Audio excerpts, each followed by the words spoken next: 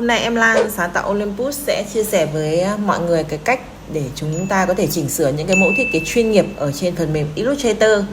Cái bản thiết kế gốc của chúng ta là một cái bản thiết kế mà có đầy đủ về phông chữ này, hình ảnh này, các cái họa tiết được bóc tách. Vậy thì cái việc chỉnh sửa cũng khá là đơn giản. Đầu tiên là mình sẽ thay đổi cái kích thước để phù hợp với cả cái kích thước mà khách hàng đang yêu cầu.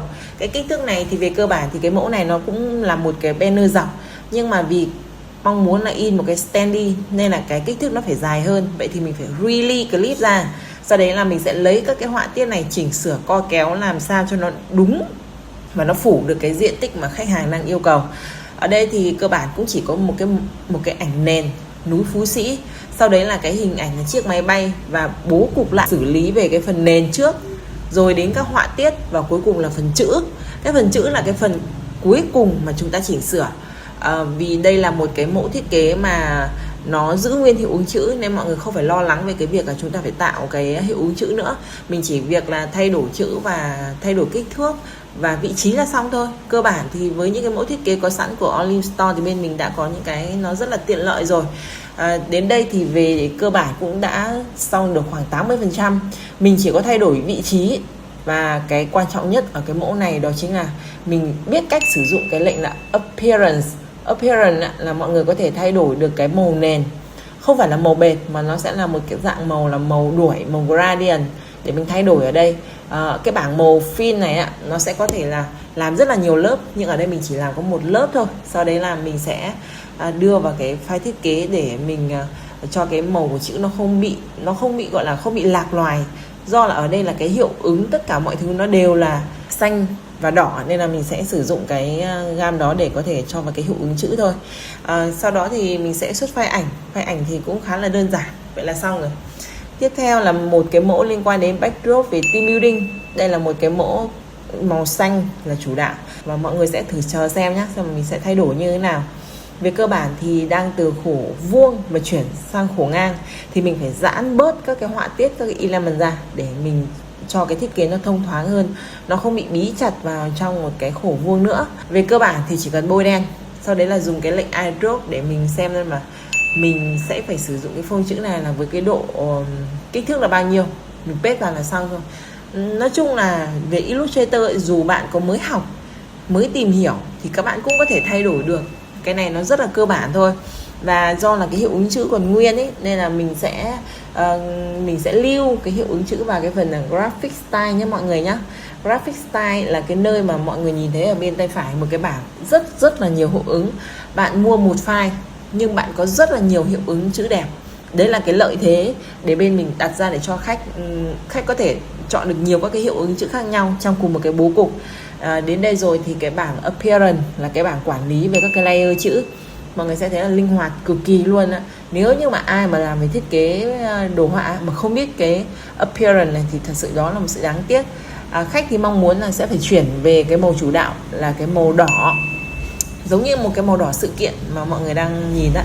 Thì về khi mà chuyển màu rồi á, thì cái này cũng có một cái kỹ năng, đó chính là chúng ta phải biết cách pick màu và lưu màu.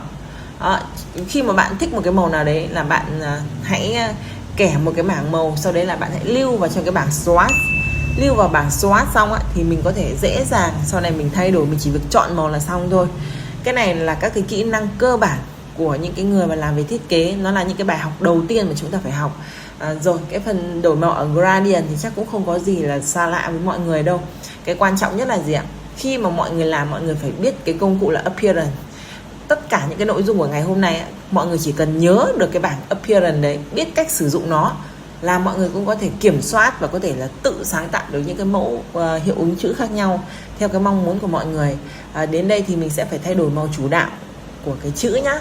Màu chủ đạo của chữ thì do đây là một cái màu chủ đạo là màu đỏ, người ta gọi là màu đỏ rượu vang á, kết hợp với trắng và vàng thì rõ ràng là cái chữ của nó cũng phải đi theo cái tông màu chủ đạo thôi, nó sẽ không thể lệch xa được, không thể để màu xanh được nha các bạn nhé.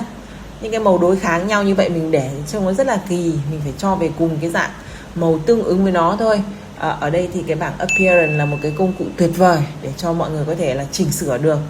Ví dụ cái phần lớp layer ở trên là màu vàng, ở dưới là màu đỏ thì các bạn nhìn thấy là cái kết quả là nó là cái layer ở trên thì nó sẽ hiển thị ở trên, còn cái phần ở bên dưới nó sẽ thể hiện là cái layer ở bên dưới.